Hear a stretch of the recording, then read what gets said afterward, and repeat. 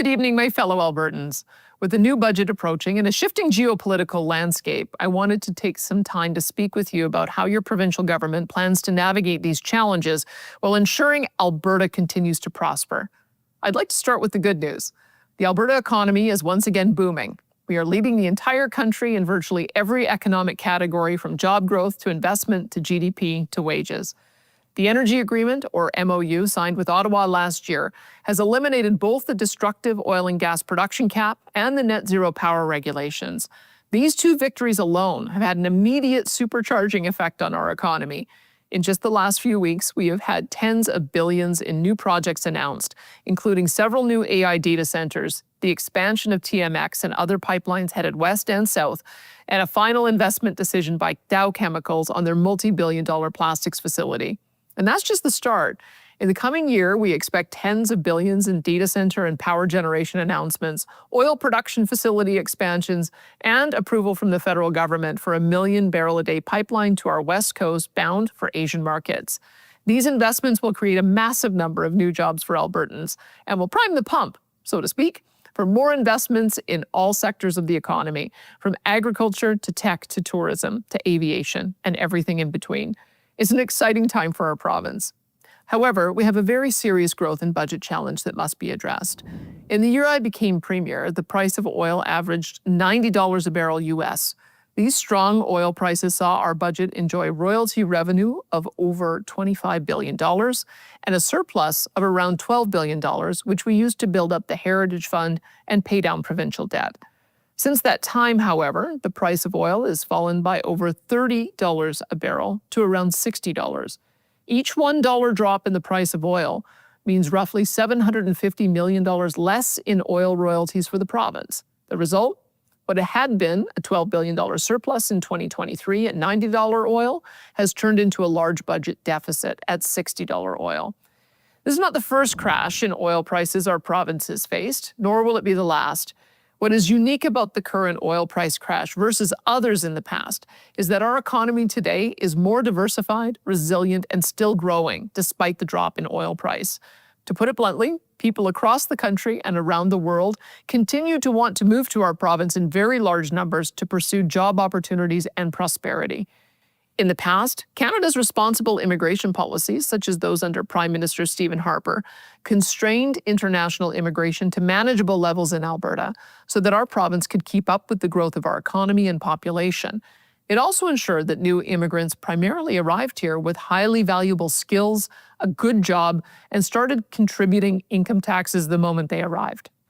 That is the story of the vast majority of our amazing new Canadians who arrived here during that time and are now citizens. These Albertans were and are a huge strength to our economy and provincial culture. And then came Justin Trudeau's disastrous open border immigration policies, which have caused an unprecedented strain on our healthcare, education, and other social programs.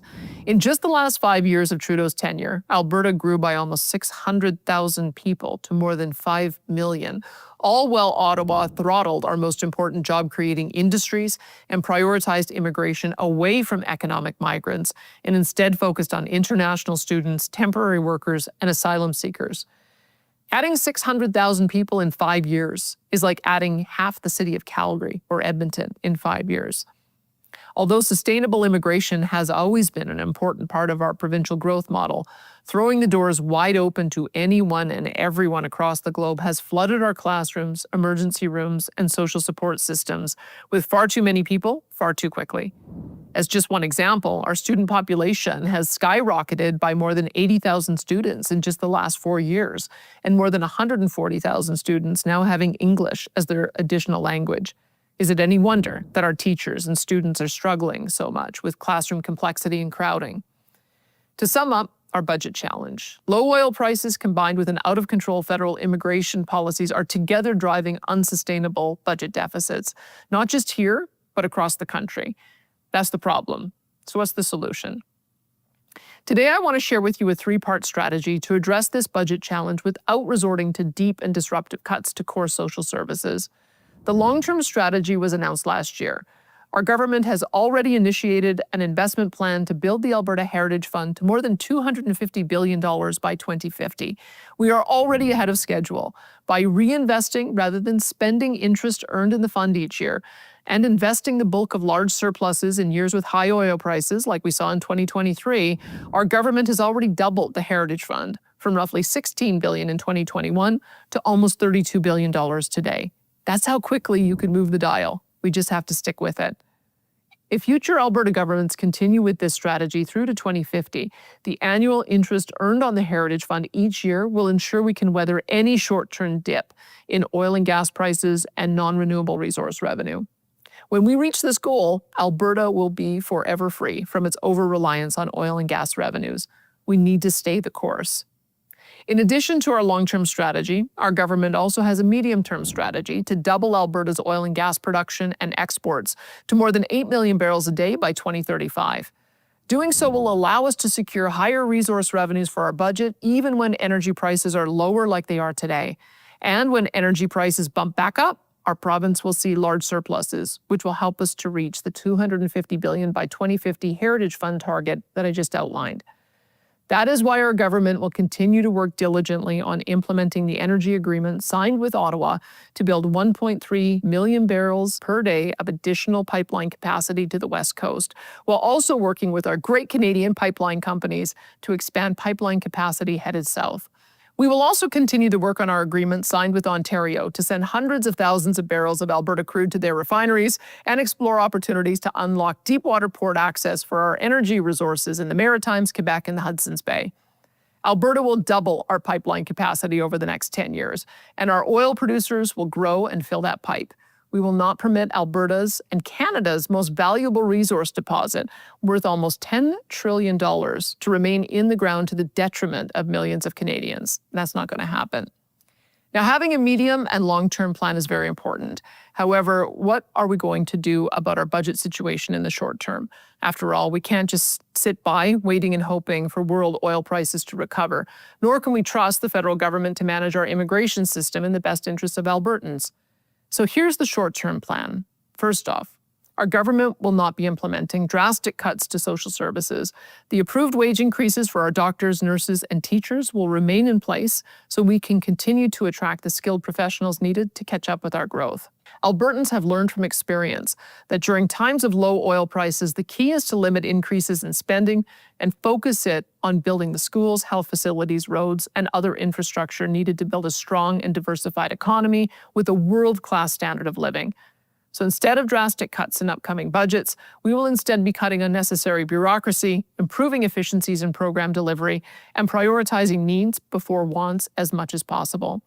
We will continue to limit overall government spending increases to below inflation and population growth, implement more income testing for social programs so they are more financially sustainable, and critically, we will address head-on the challenge of out-of-control immigration levels that are overwhelming our core social services.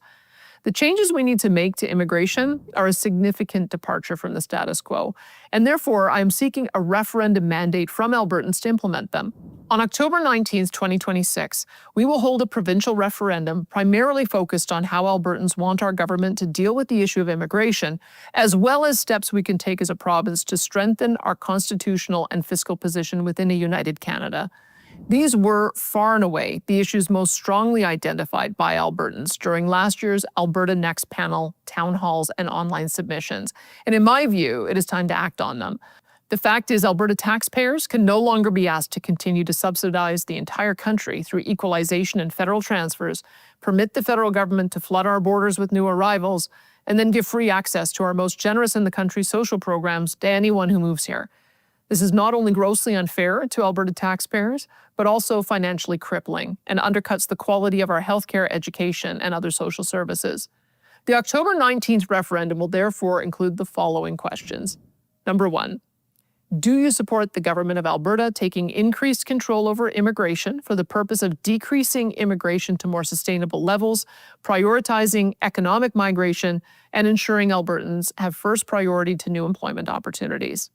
Number 2, Do you support the government of Alberta introducing a law mandating only Canadian citizens, permanent residents, and individuals with an Alberta-approved immigration status will be eligible for provincially funded programs, such as health, education, and other social services?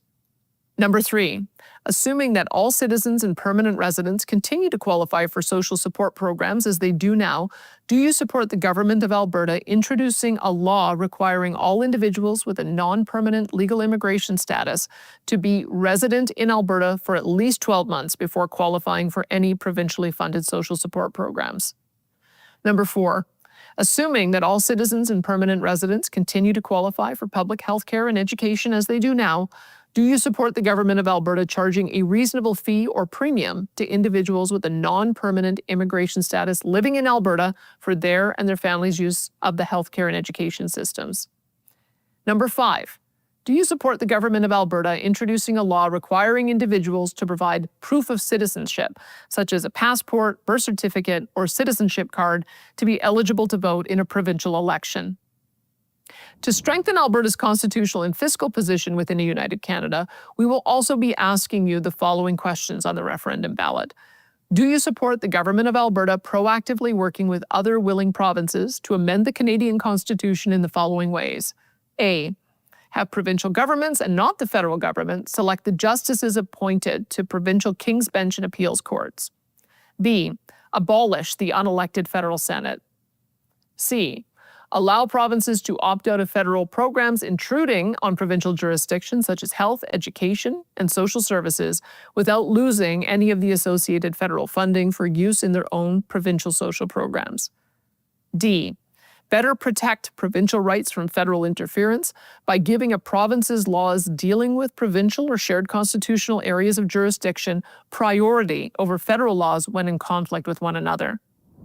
I look forward to the debate on these critically important ideas and to receive your decision on the questions outlined so that our government can get to work on implementing an immigration policy that puts the needs of Albertans first, as well as constitutional reforms needed to make Alberta stronger and more sovereign within a united Canada. In closing, I want you to know how confident I am in the judgment of Albertans on these and other delicate issues. Although there are some politicians and commentators that fear direct democracy, such as referendums, I do not. I trust the judgment of Albertans.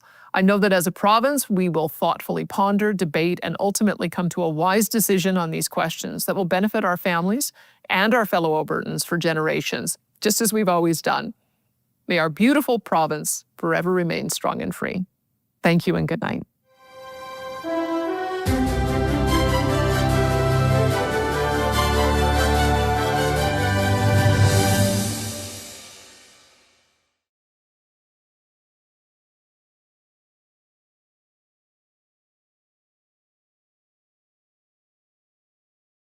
For the first time in centuries, a senior